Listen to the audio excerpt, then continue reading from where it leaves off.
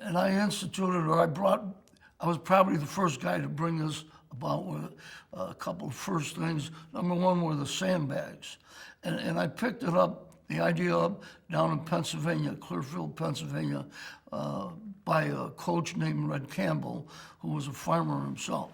And we talked about these bags. So I came home and made these bags. I ordered sand. I had to put in my driveway in the back of the house. I went to an awning place and had them make up bags made out of neoprene. And I filled the bags up till late midnight. It was almost midnight by the time I got them all filled up. And then after I filled them up, I had to take the bags to the awning place and have them all sewed up. And then I brought them to practice. Well, the kids loved them. And I loved them. And it made a big difference. It was very good for conditioning. And then I got another idea, which was the first, is I bought these heavy ropes. I think they were like 1 pound up to 3 pound ropes, and those heavy ropes were used for conditioning. And the heavier the rope was, the better conditioning it was for you. And those really helped us out. But the thing that I liked best that I came up with was towards the end of my career, I instituted what was called finishing drills. And they were conditioning drills, which we used at the end of practice.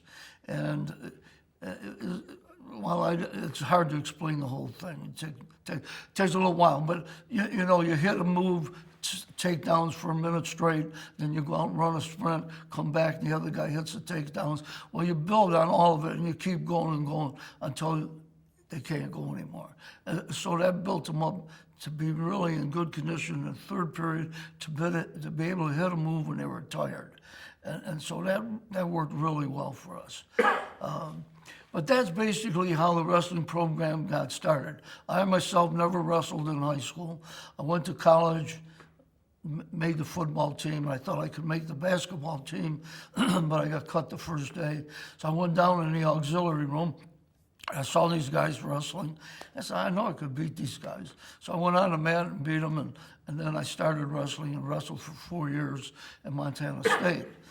But it was difficult because I never wrestled in high school.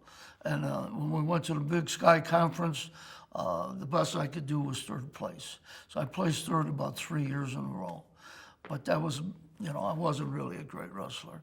And then I just, like I say, to get the program going, I had to go to a lot of wrestling camps, read a lot of wrestling books, just had to dedicate my entire life to wrestling.